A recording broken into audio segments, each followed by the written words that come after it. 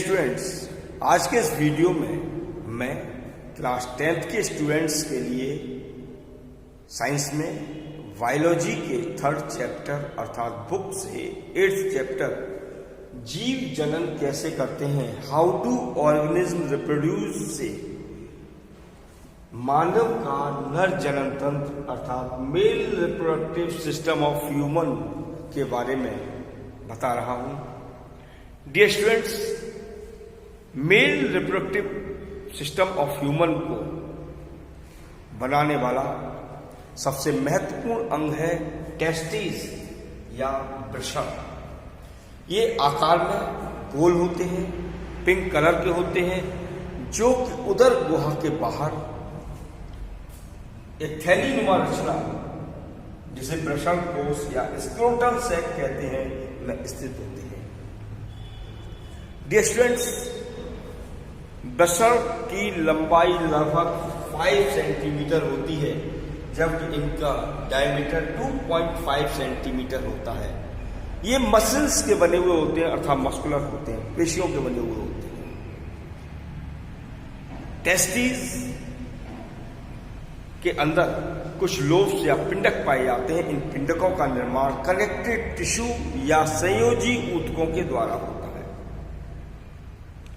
प्रत्येक वृषण अनेकों पतली पतली महीन सूक्ष्म नलिकाओं से बना हुआ होता है। इन नलिकाओं को शुक्र जनन नलिकाएं या सेमेनिफेरस ट्यूब्यूल्स कहते हैं। ये सेमेनिफेरस ट्यूब्यूल्स स्पर्म फॉर्मेशन में मदद करती हैं। जब शुक्राणु जनन होता है अर्थात स्पर्मेटोजेनेसिस के दौरान सेमेनिफेरस ट्यूब्यूल या शुक्रजन नलिका की कोई भी कोशिका आकार में बड़ी हो जाती है और बड़ी होकर के जननिक कोशिका या मदर सेल का काम करती है, और ये मदर सेल मियोसिस या अर्धसूत्री विभाजन की मदद से डिवाइड होती है और स्पर्म फॉर्मेशन या शुक्राणुओं का निर्माण होता है।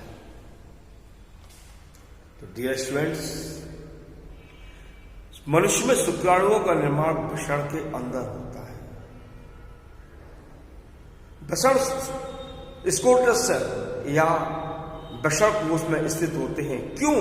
क्योंकि हमारे शरीर के अंदर का ताप अर्थात उदर गुहा का ताप शरीर के बाह्य वातावरण की तुलना में अधिक होता है, जबकि स्पर्म्स के मैच्योरेशन के लिए, परिपक्वन के लिए कम ताप की आवश्यकता होती है।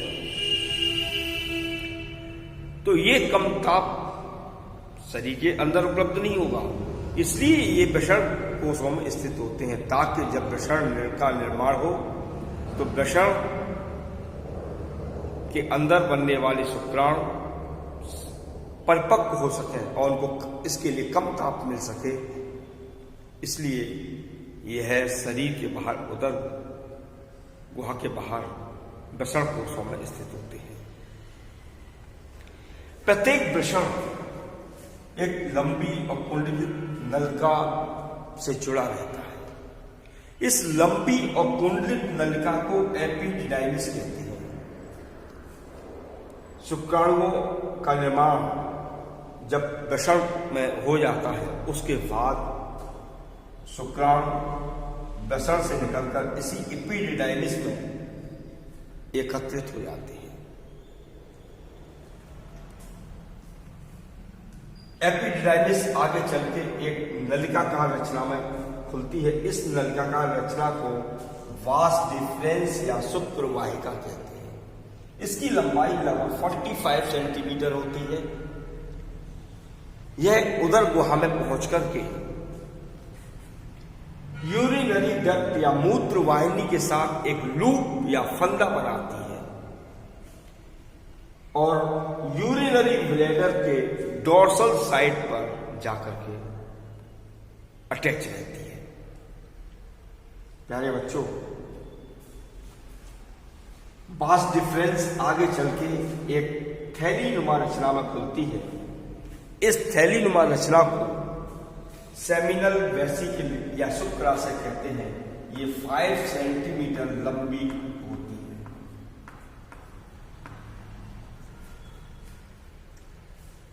ये शुक्राशय वह स्थान है जहां एक पतला पीले रंग का चिपचिपा एक तरल पदार्थ स्त्रावित होता है, जो कि स्पर्म्स या शुक्राणुओं के लिए एक न्यूट्रिशनल मीडियम या पोषक माध्यम का कार्य करता है।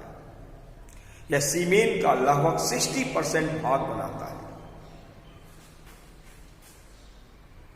सेमिनल वेसिकल या शुक्राशय आगे की ओर चल के स्खलन नलिका के माध्यम से यूरेथ्रा या मूत्र मार्ग में खुल जाती है।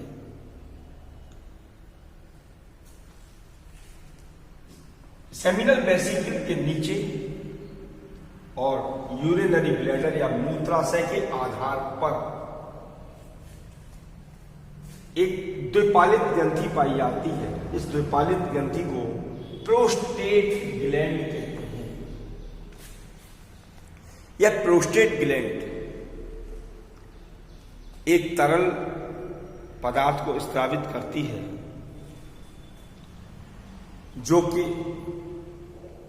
सीमेन का लगभग 25% भाग बनाता है। यह तरल पदार्थ जो कि प्रोस्टेट द्वारा स्रावित हो रहा है, यह सीमेन के साथ साथ मिल जाता है।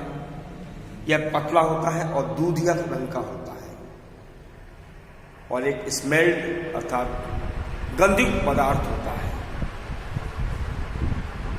इसके नीचे एक जोड़ी काउपर ग्लैंड पाई जाती है। ये काउपर ग्लैंड यूरेथ्रा से जुड़ी रहती है। इनके द्वारा एक क्षारीय पदार्थ स्रावित होता है, जो यूरेथ्रा को स्मूथ या चिकना बनाता है। ये श्लेष युक्त होता है। काउपर ग्लैंड से जो द्रव स्रावित हो रहा है वह क्षारीय है और श्लेष युक्त है, जो कि यूरेथ्रा को चिकना बनाता है।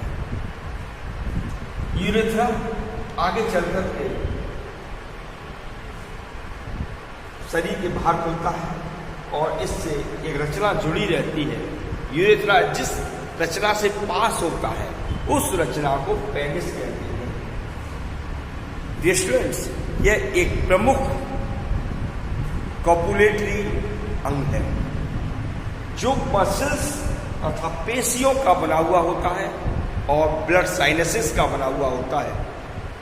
इसमें बड़े बड़े रक्त कोटर पाए जाते हैं जिनमें ब्लड भर जाता है, तो वो कॉपुलेशन में मदद करता है। डियर स्टूडेंट्स, ब्लड साइनसेस में पाए जाने वाला ब्लड ये पेनिस को एक तनाव देता है, जो कि कॉपुलेशन में मदद करता है। डियर स्टूडेंट्स, इस प्रकार से मेल रिप्रोडक्टिव ऑर्गन को मुख्य रूप से बनाने में जो सहयोगी अंग है वह है वृषण। ये प्रमुख अंग है जो कि स्पर्म्स के निर्माण में भाग लेता है। प्यारे बच्चों, यदि आपको मेरा वीडियो पसंद आ रहा हो तो इसे लाइक करना न भूलें और मेरे चैनल को यह सब्सक्राइब नहीं किया है तो तुरंत सब्सक्राइब कर लें, जिससे कि आने वाले वीडियो और भी बेहतर आपको मिल सकें।